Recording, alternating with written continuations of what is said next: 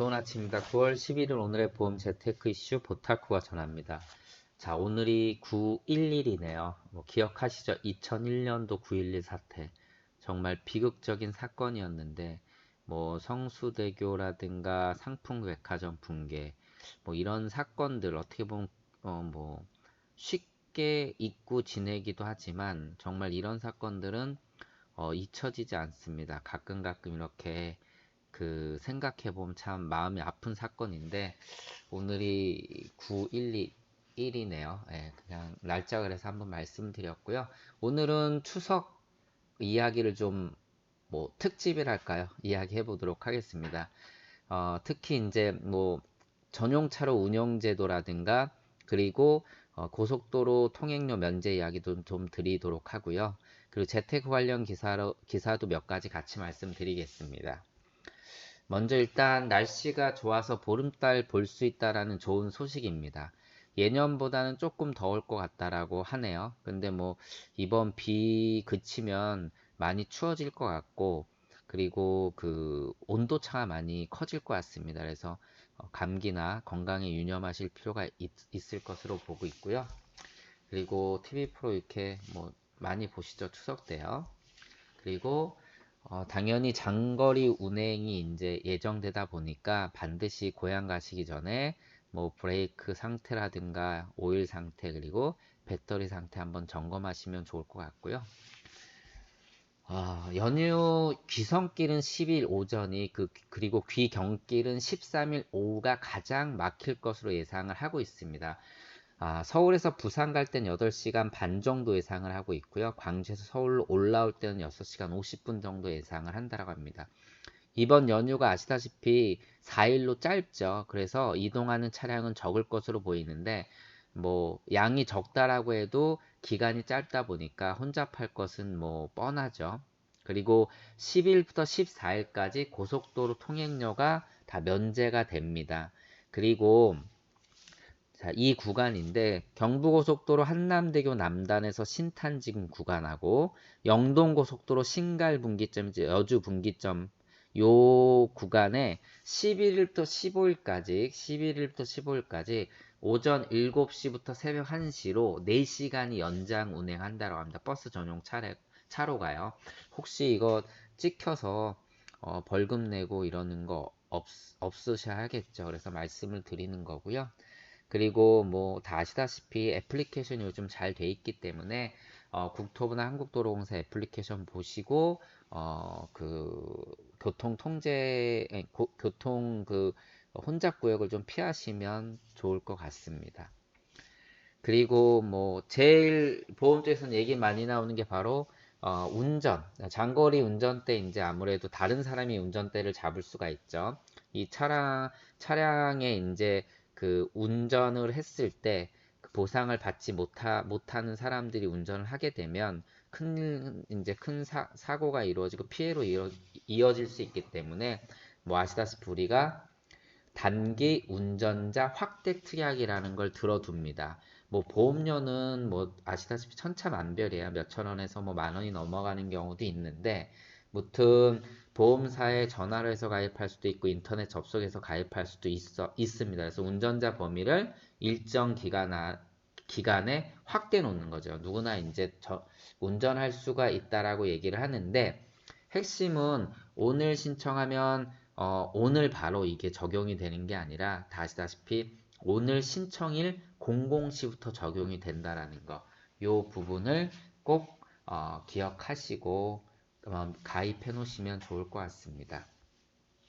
그리고 영화들이 많이 추석 때 방영한다라고 하니까요. 재밌는 영화도 보시고 극장에서도 보실 수 있고 또 TV에서도 보실 수 있고요. 네. 제가 한국 영화계 약간 이바지를 좀 하고 있는 건가요? 예, 그리고 재테 관련 기사 보도록 하겠습니다. 자, 해외 주식 직구 이야기 예전에 한번 드렸었죠. 아마존은 주식 얘기하면서. 근데 사실 이 주식 사기가 힘들죠. 지금 아마존은 현재 한 주에요. 218만 원이고요. 예, 구글 모에서 하죠. 알파벳이죠.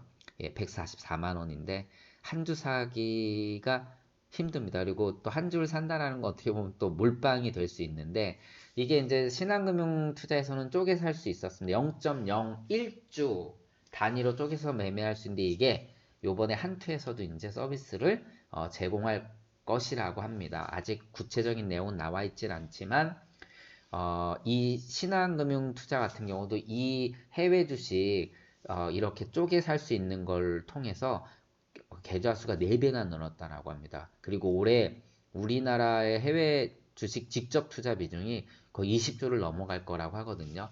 뭐 없는 돈 셈 치고 이런 거 있죠. 예, 이런 느낌으로 쪼개서 뭐 아마존 한 주 사놓고 0.01주 사놓고 뭐 이래서 나중에 딱 나도 모르게 봤을 때 많이 올라가 있으면 물론 떨어질 수도 있겠지만 되게 행복할 것 같습니다. 그래서 뭐 이렇게 쪼개 살 수 있는 계좌 수가 이제 점점 커지고 있고 시장이 이런 쪽으로 좀 바뀌고 있다라는 거 이야기 좀 드리고 싶었고요.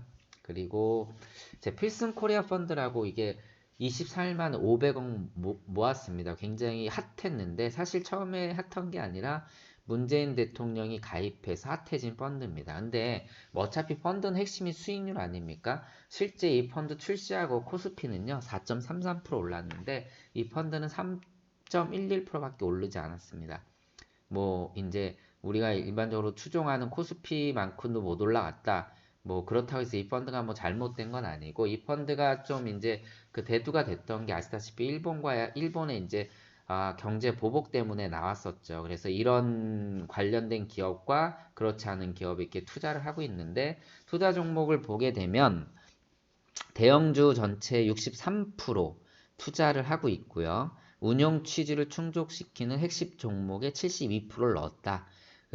이거 세부적으로 보면 반도체, 디스플레이 등 IT 부분이 46%, 자동차 기계 부품과 내수통신 유틸리티 부분이 16%, 화학정유 철강 뭐 10%, 소프트웨어 서비스 9%다라고 하는데 뭐 무튼 펀드는 이런 거보다는 중요한 게 수익률을 봐야 되는 거고요.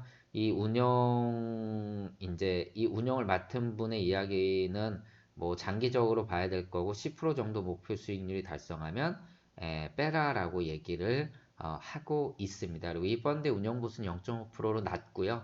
일반적인 펀드가 0.7에서 0.8인데 그보다 낮고 그리고 또 공익기금으로 또 반을 적립한다고 하니까 취지는 굉장히 좋은 것 같습니다. 네, 그래서 이 펀드 얘기를 잠깐 드렸고요. 그리고 이제 재밌는 또 얘기, 이분 기사를 보게 되면 참, 저는 굉장히 공감하는 내용들이 많습니다. 제가 강의를 할 때도 비슷한 이렇게 어떤 방향으로 얘기를 많이 하는데 이분이 얘기하는 게 뭐냐면, 자, 복권 당첨금 100만 원과 급여로 받은 100만 원이 같다고 느끼는가? 당연히 같다고 느끼는 사람은 거의 없을 겁니다. 예, 꽁돈과 정말 피땀 흘려 번 돈의 차이가 난다라는 거죠. 이것이 이제 여기서 표현하는 거는 같은 액수의 돈이라도 마음의 회계장부에서는 완전 다르게 취급된다. 이게 재테크나 돈을 모으는데 또는 투자라는 데 있어서는 지대한 영향을 미칩니다. 굉장히 큰 영향을 미친다고 저도 말씀을 드리고 있고 또 보험이라는 이러한 상품에서는 이렇게 돈의 가치를 산술적으로만 따지는 게 매우 좋지 않다라고 말씀을 드리거든요. 무튼 여기서 얘기하는 거는 이제 퇴직연금과 연관해서 얘기를 하고 있는데 자, 401k, 예, 미국의 퇴직연금 제도죠. 뭐 미국의 다우존스가 어마어마하게 폭발적으로 이 폭발력을 실어준 게 바로 401k 퇴직연금 제도의 도입이었는데 이 401k에 가입한 120만 명을 분석을 했더니 자, 이 은퇴 계좌의 투자가 매우 이제 어마어마하게 소극적이면 이거를 바꾸는 경우가 거의 없어요. 포트폴리오를 전혀 바꾸지도 않는다는 거죠. 2년간 가입자의 80%가 포트폴리오를 변경하지 않는다라는 겁니다.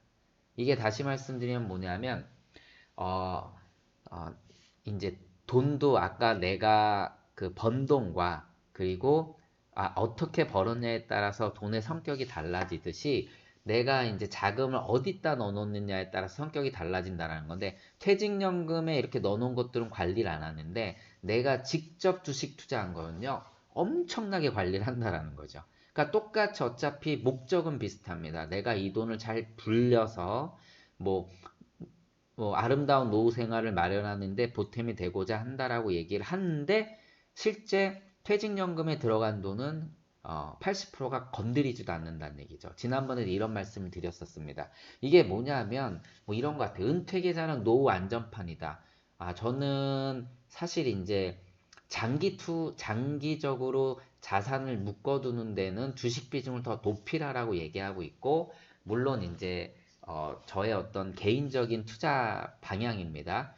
이거는 소비자 성향에 따라서 완전히 다르겠지만 저는 되려 장기적인 자산은 장기적으로 묶어둘 수 있는 자산은 주식 비중을 더 높여서 강하게 가져간다라고 말씀드립니다. 물론 은퇴가 가까운 오는 시점에 점점 뭐 채권 비중, 안전자산 비중을 늘리면서 이제 서서히 킵을 해야 되겠지만 중요한 거는 노후는 안전자산이라는 선입견 때문에 당연할 수밖에 없는 거죠. 그렇기 때문에 되레 투자를 줄이는 이러한 어떻게 보면 투자 방향과는 역행하는 그러한 그 형태로 보이다 보니까 뭐 지난번에도 말씀드린 우리나라 퇴직연금이 개판이죠.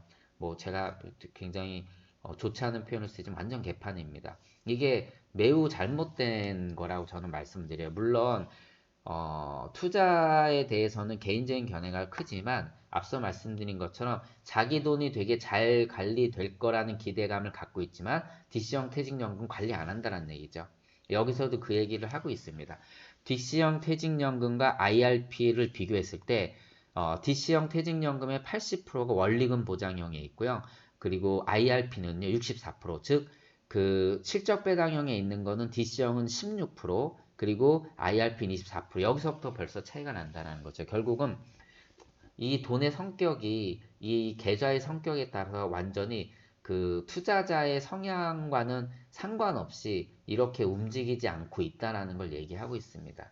그래서 뭐 여기서도 이 전문가분께서 아주 얘기를 잘 했는데 뭐 불확실한 시장, 지금 시장도 불확실하고 은퇴 안전해야 된다라는 것 때문에 원리금 보장형에 넣어야 된다. 이런 성향이 클 수밖에 없는 거지만 이것이 결과적으로는 좋지 않다라는 거. 그래서 안전 관리를 넘어서 좀 투자 기회를 아예 외면시킨다, 포기한다라고 표현을 하고 있습니다. 좋은 표현인 것 같아요.